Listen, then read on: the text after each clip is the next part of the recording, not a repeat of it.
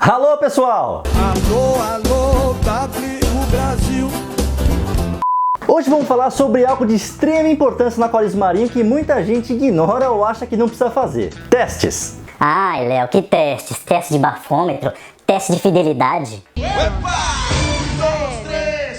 Passito para Maria. Não, são testes dos parâmetros da água. Ah, mas não é só saber se tem amônia na água? Nem sempre. Parafraseando David Saxby, dono desse aquário, que é um dos maiores e mais belos aquários marinhos do mundo, nós não cuidamos dos corais, cuidamos sim da água. Uma água de boa qualidade com parâmetros estáveis é essencial para a manutenção de corais delicados e sensíveis. Assim, precisamos manter a água em condições adequadas para atender às necessidades dos animais que temos ou que desejamos ter, e é através de testes que você vai saber se está tudo em ordem. Os testes mais comuns que os aquaristas costumam fazer são pH, amônia, nitrito, nitrato, cálcio, reserva alcalina, magnésio e fosfato. E no programa de hoje a gente vai comentar sobre a necessidade e a importância de cada um deles.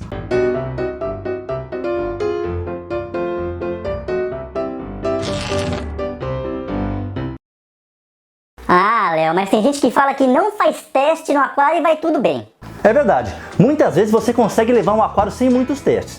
Faz uma reposição básica ou mantém o aquário à base de TPA e tudo vai bem. Isso é perfeitamente possível quando você só tem corais pouco exigentes. Eu não me refiro só a corais soft.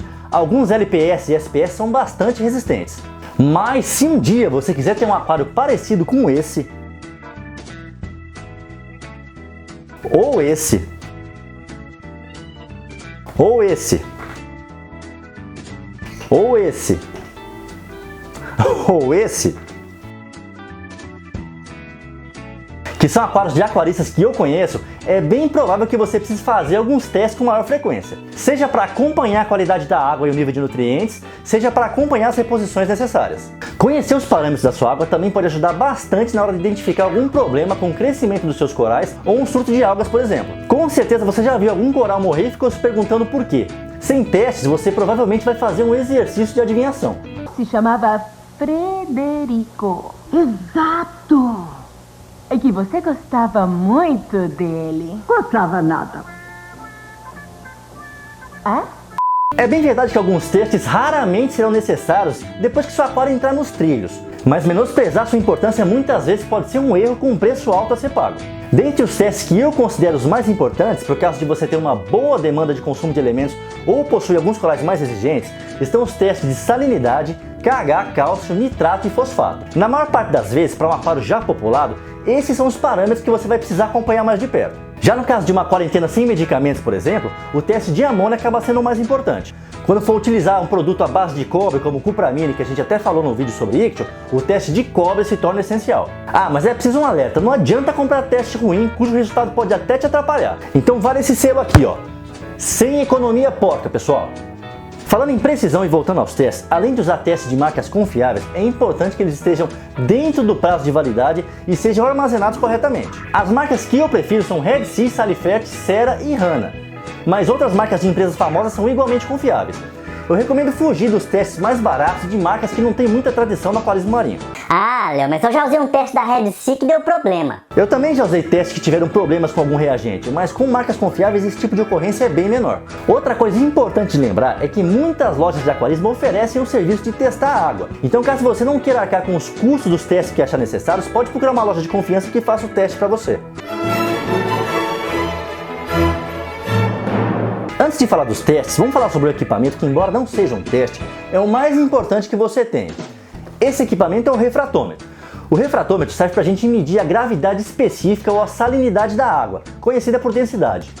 Não é correto chamar de densidade, mas é a maneira mais popular. A salinidade ou densidade, para o nosso caso, vai servir para sabermos se a quantidade de sal presente na água está correta. Quando você prepara a sua água para fazer TPA, por exemplo, você precisa saber se não exagerou no sal, se colocou menos que o necessário, e é com o refratômetro que a gente vai averiguar isso. O uso é muito simples. Você pinga algumas gotas nessa parte do refratômetro, fecha, aponta para a luz e confere. Você vai ver algo mais ou menos assim. Do lado direito você tem a medida em ppT e do lado esquerdo a gravidade específica, ou densidade no popular. Normalmente os aquaristas costumam manter a salinidade entre 31 e 35 ppt, ou 1023 e 1026 de gravidade específica ou densidade, que são os números mais próximos que encontramos nos recifes de corais. Particularmente eu prefiro manter em 1025. Aquários que não tem corais pode até usar uma salinidade um pouco mais baixa, em torno de 1021, por exemplo. Quando for escolher o refratômetro, presta atenção em duas coisas. Primeiro, o aparelho tem que apontar gravidade específica ou salinidade. Alguns aparelhos apresentam a escala em Brix, que é uma medida de açúcar e não é o ideal para nós. Em segundo lugar, compre um refratômetro com ajuste automático de temperatura.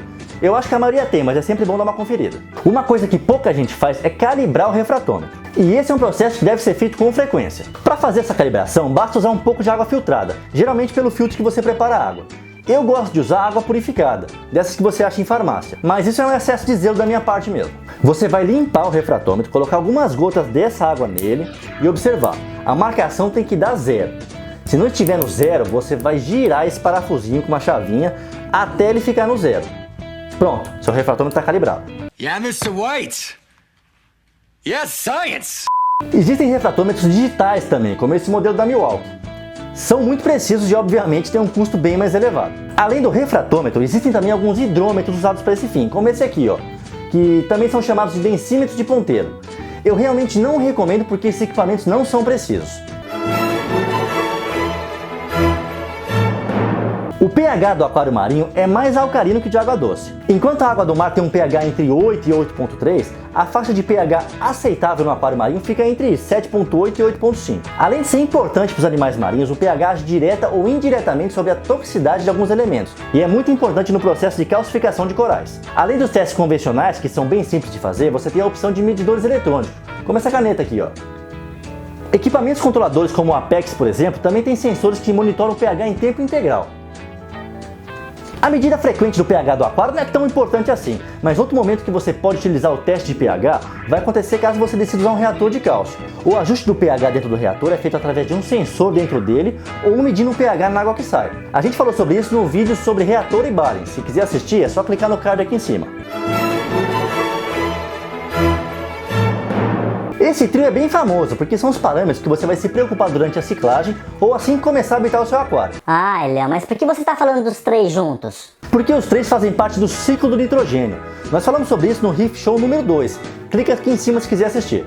É importante saber que a amônia é extremamente tóxica aos animais e deve sempre ser 0 em nossos aquários. Valores diferentes do 0 indicam que o aquário não tem colônias bacterianas o suficiente para lidar com a carga orgânica gerada. O nitrito, embora em aquários marinhos só seja tóxico em valores muito altos, não deve ser diferente de 0, porque a presença de nitrito vai indicar também uma deficiência na colonização bacteriana. O nitrato desses três geralmente é o que vai ser acompanhado com mais frequência, já que o seu excesso pode favorecer o aparecimento de algas e prejudicar a coloração de alguns corais duros. A gente falou sobre isso no vídeo sobre controle de nutrientes. Clica no card aqui em cima se quiser assistir. Os testes de amônia e nitrito, como a gente já falou, provavelmente não vão precisar ser feitos com muita frequência em aquários já estabilizados, a não ser em caso de catástrofe. Mas quando estamos quarentenando um peixe, a coisa muda. Medir amônia em uma quarentena é essencial.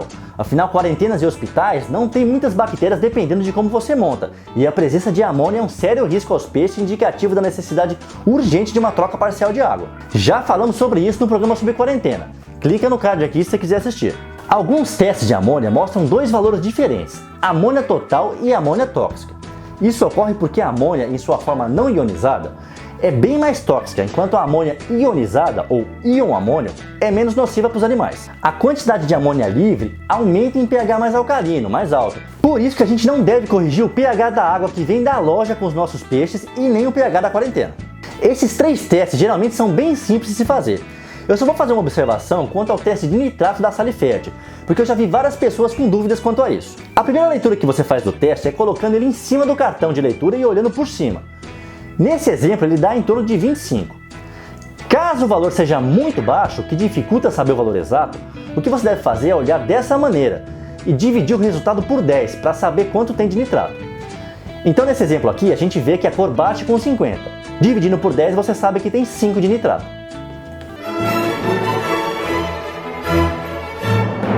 Ah, mas de novo vai falar sobre 3 de uma vez? Sim, esses três elementos estão ligados e devem permanecer em equilíbrio. No futuro nós vamos fazer um programa sobre o que é e a importância desse equilíbrio.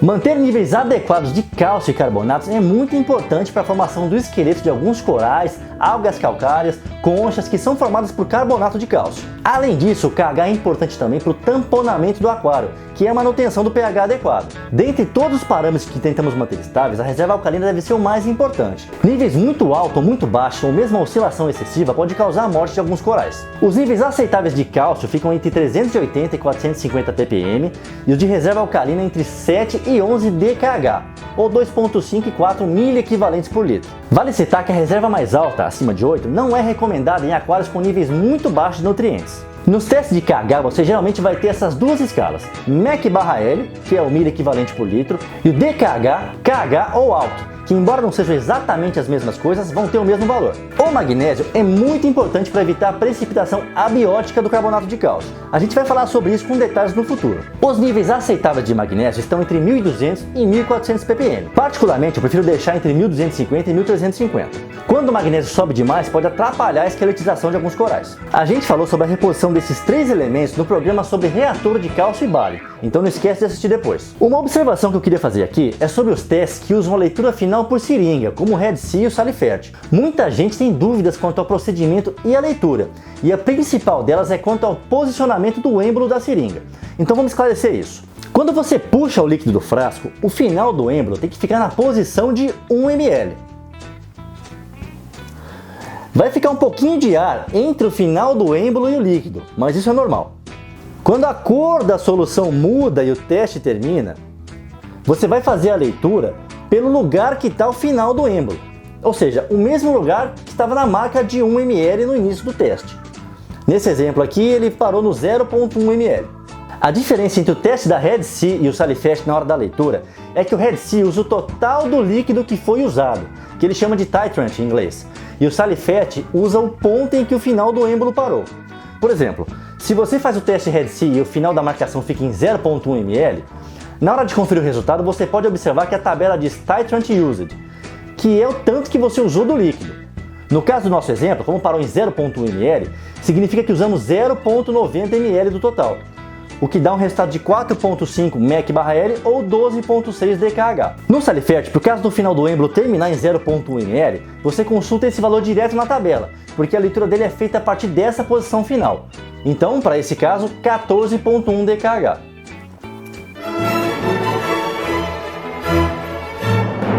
A gente já falou sobre fosfato no programa sobre controle de nutrientes.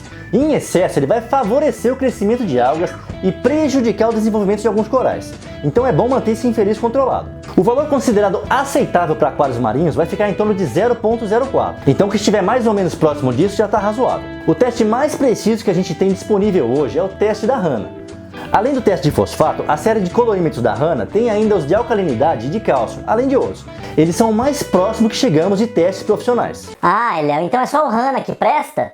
Não, existem outros testes que têm escalas precisas, então podem ajudar bastante. Eu não vou indicar nenhum específico porque eu sempre usei o Hanna, mas quanto menor a escala, melhor. Eu recomendo fugir dos testes que têm escalas distantes, como o API, por exemplo, que pula do 0 para o 0,25. Ele vai ser útil para identificar se você tem fosfato, mas não vai te dar muita precisão quanto à concentração. Bom, para terminar, eu preciso lembrar que não devemos colocar nenhum elemento químico em nossos aquários sem acompanhar os resultados com testes. Não temos como lembrar ou citar todos aqui, mas como exemplo podemos falar do iodo, que muita gente usa por aí. Você sabia que o iodo em excesso aumenta a quantidade de algas? Ou que tal a queda de potássio com o uso dos zeólitos? São situações onde inevitavelmente precisaremos de testes diferentes dos convencionais. Vocês estão de brincadeira comigo! E é isso, pessoal. Eu espero ter esclarecido as dúvidas quanto aos parâmetros do aquário e a necessidade de alguns testes. Vou lembrar mais uma vez que muitos testes podem ser feitos com uma frequência bem menor depois que o aquarista já conhece seu aquário. Mas é sempre bom saber em que condições está a água do Reef. Me conta aqui embaixo o que você achou desse vídeo. Não esquece de se inscrever no canal, compartilhar com os amigos e curtir nossa página no Facebook. Um grande abraço, bons testes e até o próximo Reef Show.